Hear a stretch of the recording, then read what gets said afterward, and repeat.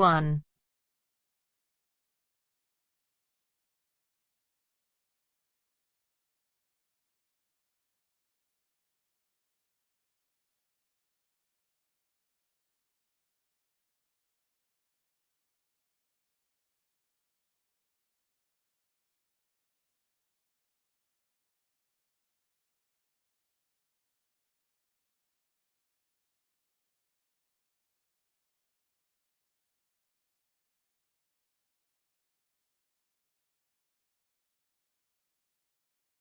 You will hear a conversation between an international student and the accommodation department. You have 30 seconds to look at questions 1 to 3.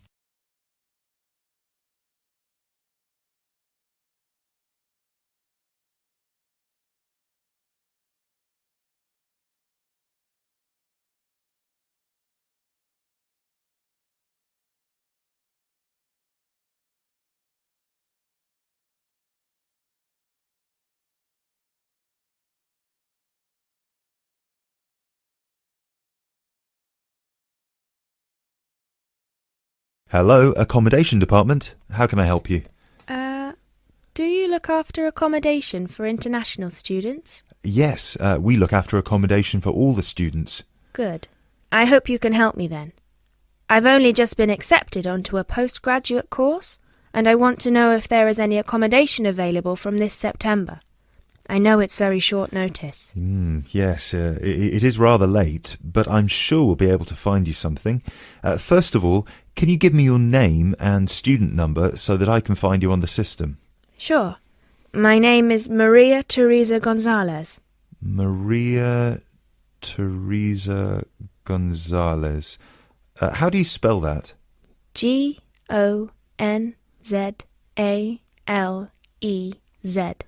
Thank you. Got it.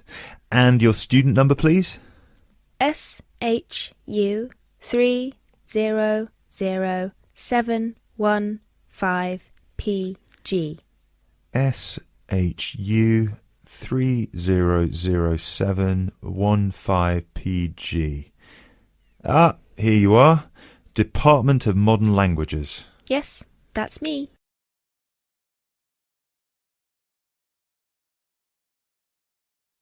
You now have 30 seconds to look at questions 4 to 7.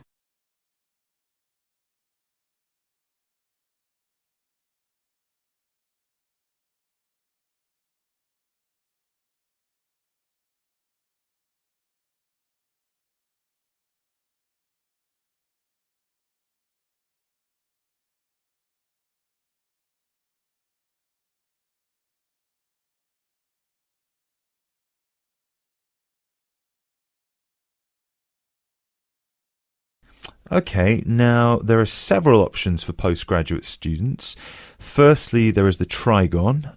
This is a new block near to the station and not far from the main campus. Accommodation is what we call cluster accommodation. What does that mean? There's a small group of rooms, usually 6, each with its own bathroom clustered around a lounge kitchen area which is shared. Oh, I see. That sounds good. They are very popular. The price for these is £99 per week, and we do have some availability left. However, for postgraduate students, there are other options. And what are they? There's another apartment block called The Cube, located near the west gate of the campus. Accommodation there is in 1 or 2 bedroom self-contained flats.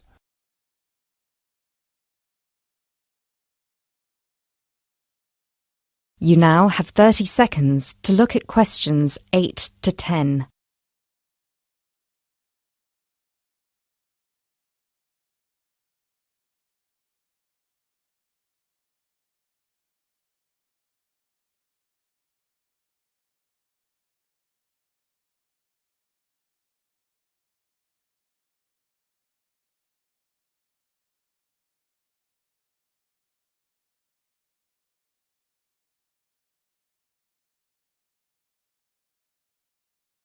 So, the cube is self-contained?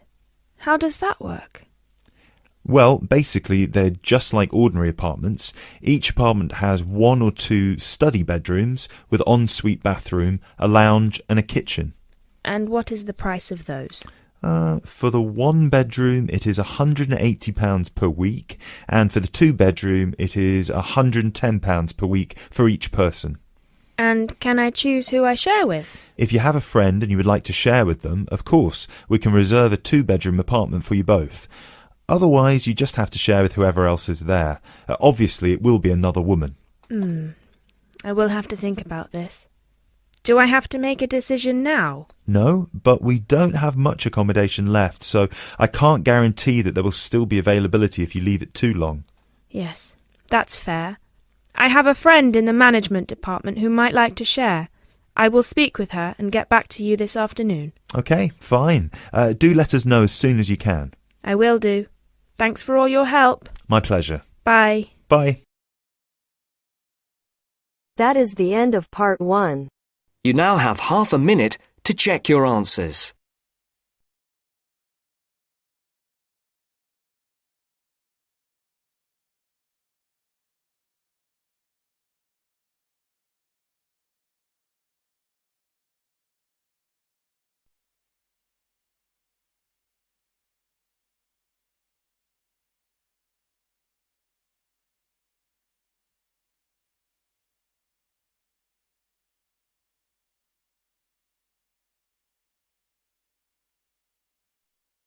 Now turns to part 2. Part 2.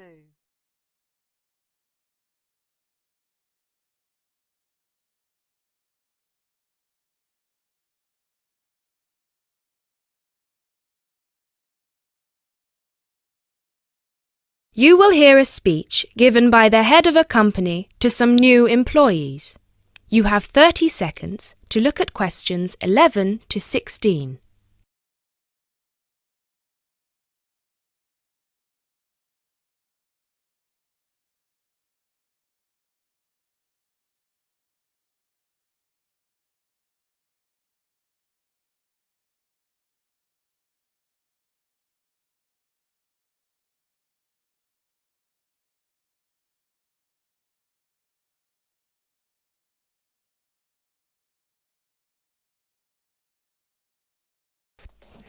First of all, a warm welcome to Barker's Country Safaris. We're delighted to have you all on board for this season. I know you've all been told a bit about the company when you had your job interview, but I thought it would be worth telling you a bit more about ourselves. Barker's was set up 10 years ago by myself, John, and my then girlfriend and now wife, Nancy. We started it initially just as a hobby. We felt that there was a good opportunity to share our love of the countryside in this part of the world with the many visitors who come here. As you know, most people come for the beaches in the summer, but there is so much more to the region, and this is what we wanted to exploit. Nancy and I were born near here, and as teenagers we went climbing, kayaking, whitewater rafting, potholing, and just straightforward walking. This district is in our blood, and we love it. While we were still at university, we started taking small groups of visitors out into the national park in Nancy's brother's old Land Rover. We'd drive them around the back lanes and into the forest. We'd also organise rock climbing tours for friends of friends. Then, each year, without us having to advertise, people came back to us to ask for more excursions and trips. So, 5 years ago, we gave up our other jobs to focus full-time on Barker's Country Safaris. Now, 2 years after that, we set up the activity tour part of the business, and 1 year ago, we expanded into organising activities for school groups during term time. Obviously, this was a massive challenge with all the health and safety requirements, but it's proving a great success.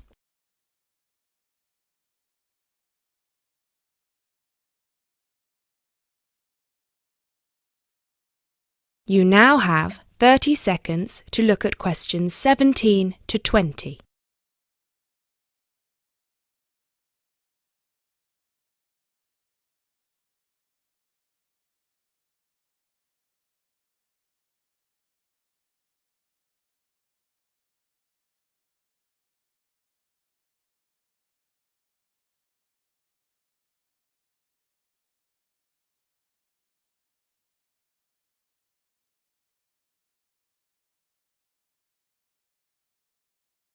Anyway, we'll certainly not be dealing with school parties during the summer holidays.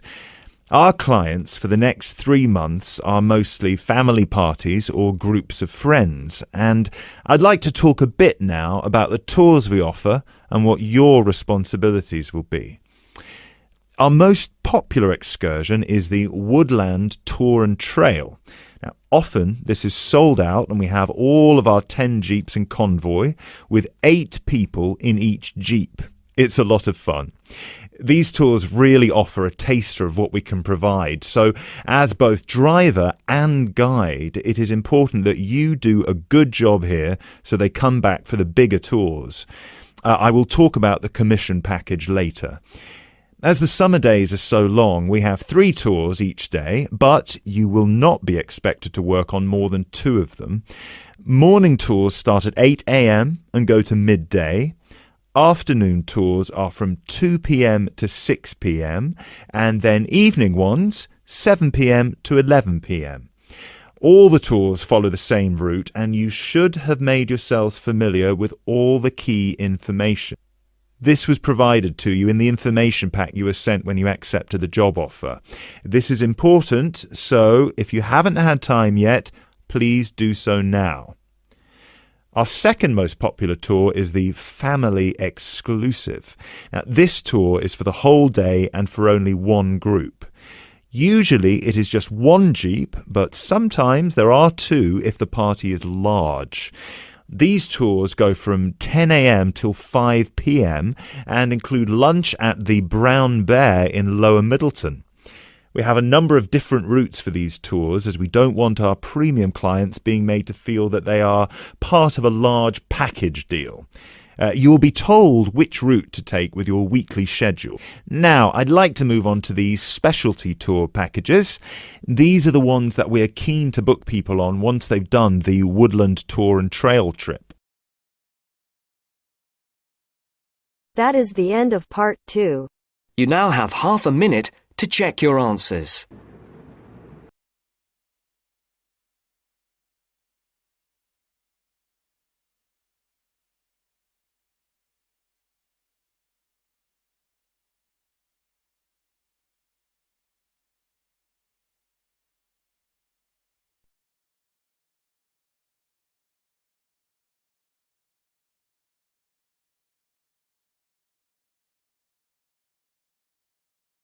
Now turns to part 3. Part 3.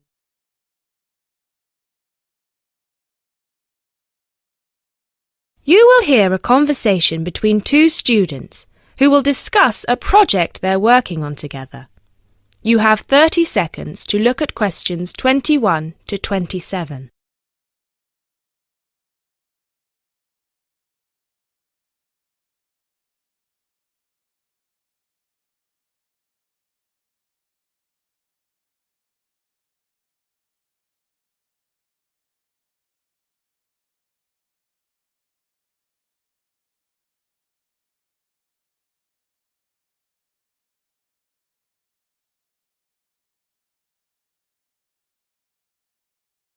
Hey Jess, glad you could make it. We've got a lot to discuss. Hi, Matt. Yes, sorry I'm a bit late. I did bring all my notes with me. Yes, me too. Where shall we start? Well, I think it would be a good idea to clarify our objectives just one more time. Yes, good idea. Okay, here we are. We need to record, photograph, and identify the plant species in 10 1-square-meter plots. Does it say anything about where these plots should be and how they should be laid out? Ah, here it is. It says that all the plots need to be no more than 10 meters apart. And how do we choose them? Ah, this is the fun part. I remember this. Here we are. Make a 1-meter square frame using bamboo sticks available from the department stores. Yes, we've already done that. I know, I'm just reading the whole section. Okay. One person stands roughly in the middle of the chosen area and throws the frame. The other person uses a tape to mark out the square where the frame landed and returns frame to thrower. The thrower then turns a few degrees on the spot and throws again. The thrower must turn slightly after each throw and vary the force of the throw until after the 10th throw they are pointing in almost the same direction as the first. That sounds a bit complicated. That's only because it's all in writing. It's just a simple throw, turn, throw, turn, throw, turn until we have 10 squares. And I guess you want to do the throwing. Well, if you don't mind. I'm sure you'll be more accurate at marking the squares. Yes, I am sure I am, and I'm sure you've got a stronger throwing arm.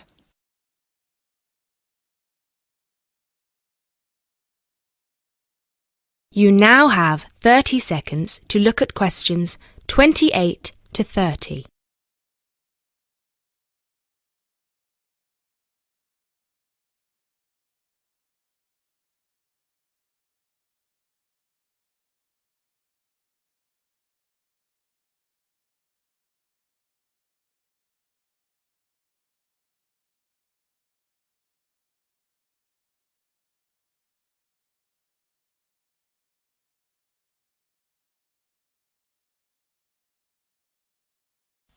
Okay, good. We've got that sorted. Now we need to decide where to go. Yes, I've been thinking about that and I've brought the map. Ah, well done. I forgot mine. Now, I've identified 3 possible locations, but they've all got some disadvantages. Okay, fire away. Well, the area around this lowland marsh could be interesting. There'll be a lot of interesting water plants here. Looks good, but what's the problem? Mainly that it's already a designated nature reserve, and I think there's already been a lot of research done here. Ah, I see. Well, I'd rather do something that's new and can be useful. I agree. That's why I identified this area further west. See, here, behind the beach. Oh yes, I see. That area there, where it's flat, but quite high. Exactly. If you look a bit further inland, you'll see that there are hills which will protect that area from strong north winds. I see. Excellent. But what's the problem? Just that it may not be very interesting. We know that the geology there is not conducive to a wide variety of plants. I agree. So what's your last idea? Well, I think this one is a bit of a winner, although I did want to show you the other 2. Look up here, on the north coast. Where? See this bay? Well, I know that there's been quite a lot of studies done here, but a bit further to the east, behind this headland. No one has ever looked at that. Well, I certainly couldn't see any studies. That is interesting. And the plant life could be a bit different because of the shelter from the wind the headland provides. Exactly. Brilliant, Jessica. That's a great idea. We'll go there. Thanks. Now all we have to decide is when is a good time.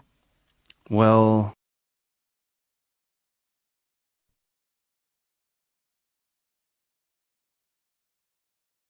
That is the end of part 3.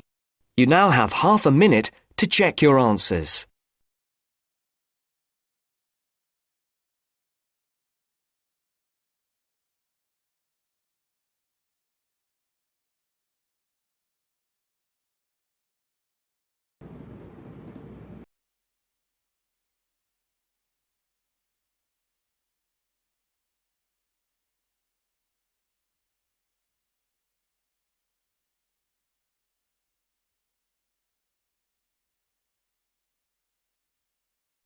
Now turns to part 4. Part 4.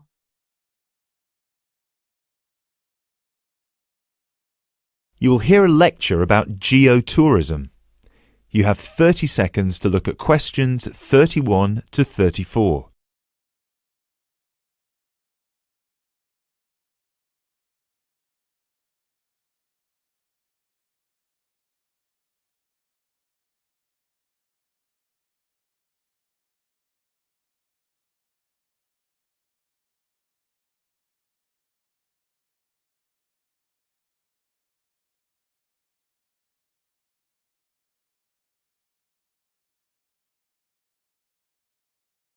Now, I'd like to move on to talk about something called geotourism.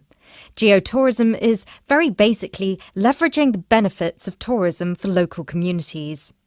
I would just like to give you a couple of statistics which are very illustrative of the current situation with regard to young travellers and international tourism.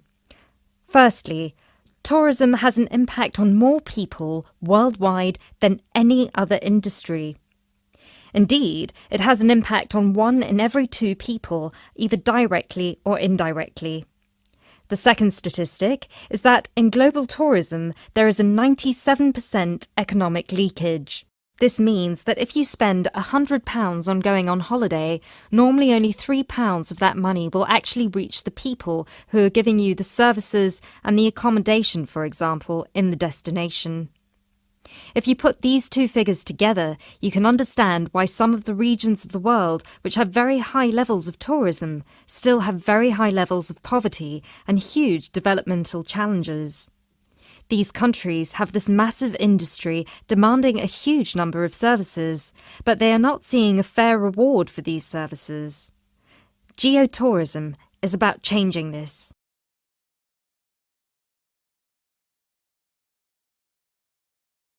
You now have 30 seconds to look at questions 35 to 40.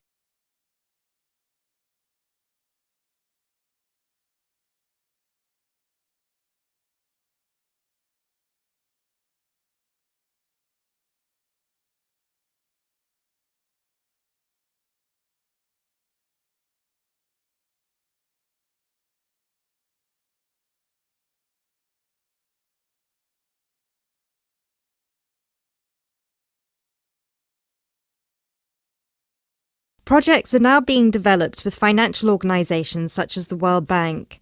One of these involves developing a technology platform which is bringing grassroots travel products such as hotels, locally owned hotels, not global chains, very locally owned tour operators to the international travel market, therefore avoiding the middlemen. These middlemen often cut them out of the market completely or just make their business unsustainable. Another way that geotourism can be promoted is through the niche travel market of volunteering. These days, a significant number of older teenagers want to spend a gap year, either between school and university, or university and employment. Often, these people want to spend some or all of their year volunteering, but they either don't have the money or don't feel inclined to pay the main volunteering organisation businesses the fee they require, which can be as high as £3,500. What they are looking for is an organisation who can connect them with people on the ground, who can suggest worthwhile local projects. So, this is a real win-win scenario. The organisers charge a small flat fee, which then goes to the local contact. Thus, the local contact gets a very good commission just for one customer. The customer is also saving a large amount of money and time, both of which they can give to the projects they end up working on. There is still quite a long way to go before poverty in the most popular of tourist areas is eradicated, but a focus on this type of geotourism could provide an answer. That is the end of part 4. You now have half a minute to check your answers.